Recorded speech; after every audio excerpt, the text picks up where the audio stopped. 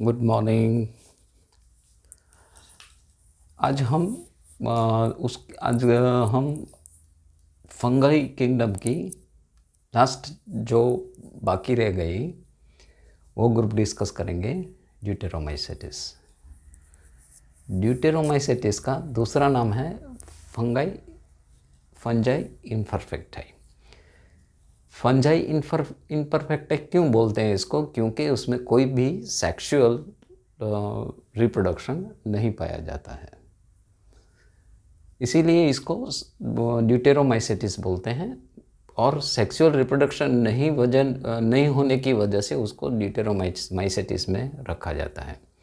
अगर पहले इसको अगर कोई भी सेक्सुअल रिप्रोडक्शन नोन नहीं है तो पहले इसको इसमें रखते हैं। अगर बाद में उसमें पता चल जाता है तो अकॉर्डिंगली अगर एस्कस डेवलप होता है तो उसको एस्कोमाइसेटिस में शिफ्ट कर देते हैं, या फिर अगर उसमें बेसिडिया फॉर्म बनते हैं तो उसको बेसिडियोमाइसेटिस में शिफ्ट कर देते हैं।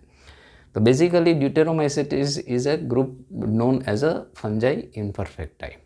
और इसके जो 3 एग्जाम्पल है वो आप जो टेक्स्ट बुक में दिए हुए हैं ये आपको याद रखने हैं। अल्टरनेरिया, कलेक्टोट्राइकम और ट्राइकोडर्मा। ये तीनों आपको याद इसीलिए रखना है क्योंकि जब आपको सिर्फ नाम दिए जाएगा तब आपको ग्रुप पहचानना होगा। ऐसे किसी बहुत टाइम ऐसे क्वेश्चन पूछते हैं कि ये किसको बिलोंग करते हैं, तो आपको ये याद रखना ज़रूरी है। मैंने एक शॉर्ट ट्रिक बनाई है, ये शॉर्ट ट्रिक से भी आप याद रख सकते हैं और अपनी तरह से भी अपना शॉर्ट ट्रिक बना सकते हैं। ड्यूट गाने त्रिवेंद्रम के कलेक्टर ने अल्ताफ को बुलाया, तो ड्यूट से बन जाएगा ड्यूटेरोमाइसेटिस, त्रिवेंद्रम से बन जाएगा ट्राइकोडर्मा, कलेक्टर से बन जाएगा कलेटोट्राइकम और अल्ताफ से बन जाएगा अल्टरनेरिया। तो ये हुई अपनी ड्यूटेरोमाइसेटिस की बात। और एक और भी स्पीसीज आपको याद रखनी है जो अपने टेक्स्ट बुक में नहीं दी गई है लेकिन ये जानी जाती है, हेलीमेंथोस्पोरियम ओराइजा। ये बंगाल फेमाइन के लिए जानी जाती है, इसीलिए मैंने इसको लिखा है क्योंकि ये राइस के जो पत्ते हैं उसको इन्फेक्ट कर देती है। वो पत्ते इन्फेक्ट हो जाने की वजह से 1942 और 48 में 2 बार ऐसा हुआ कि पूरा बंगाल का जो राइस का क्रॉप था वो पूरा इस फंगस की वजह से डिस्ट्रॉय हो गया। तो it is known for this Bengal famine helminthosporium Oryza.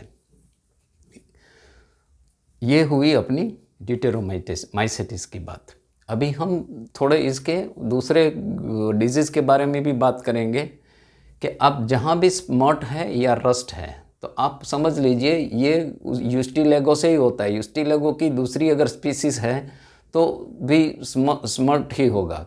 तो अगर कोई भी डिजीज़ में आप स्मट देख लो तो आप यूस्टिलेगो लगा सकते हो। कोई भी डिजीज़ में रस्ट देखो तो आप उसको प्यूसिनिया लगा सकते हो।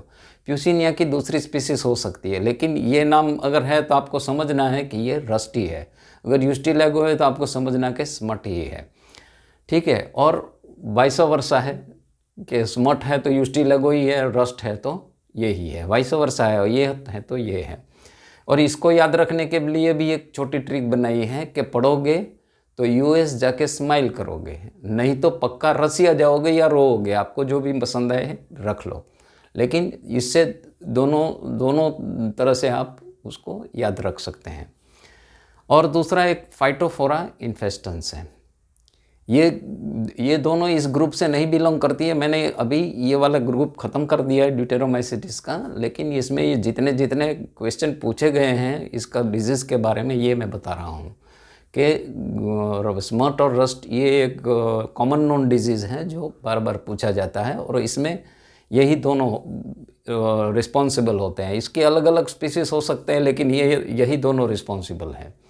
और एक बहुत बार ये भी क्वेश्चन पूछा गया है कि लेट ब्लाइट ऑफ पोटैटो और आयरिश फेमेन का कौन जिम्मेदार है, कौन सा फंगस जिम्मेदार है? तो ये है फाइटोफोरा इन्फेस्टन। ये भी ये ग्रुप से बिलोंग नहीं करता है। दूसरा है जिबेरेला फ्यूजिगराई। ये जिब्रेलिक एसिड छोड़ता है और इसका जो नोड है उसका इंटर इलोंगेशन मतलब लंबा कर देता है। और इसके इकोनॉमिक बेनिफिट तो हमने आगे जब जब आया तब डिस्कस कर लिया कि पेनिसिलियम है, उसमें से पेनिसिलिन जो वंडर ड्रग माना जाता है वो डिराइव करते हैं। न्यूरोस्पोरा है, वो जेनेटिक इंजीनियरिंग में भी बहुत यूज़ हुआ है, इसमें जेनेटिक इंजीनियरिंग और मेकअप के लिए। फिर दूसरा भी सिंगल सेल प्रोटीन है, वो भी फंगाई से डिराइव होता है। बहुत से जो आपने देखा कि एगेरिकस के कैम्पेस्ट्रस है, बेसिस्पोरा है, वो फूड में यूज़ होते हैं।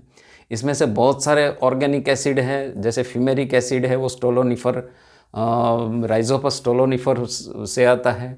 ऑक्जेलिक एसिड है, वो भी बनता है। बहुत सारे अपने ऑर्गेनिक एसिड बनते हैं। तो यहाँ हम ड्यूटेरोमाइसेटिस का ग्रुप ख़त्म करते हैं। नेक्स्ट टाइम में हम स्टार्ट करेंगे उसका जो इसका दूसरा सिम्बायोटिक ग्रुप है, जो माइकोरेजिया है या लाइकन है, उसको हम देखेंगे।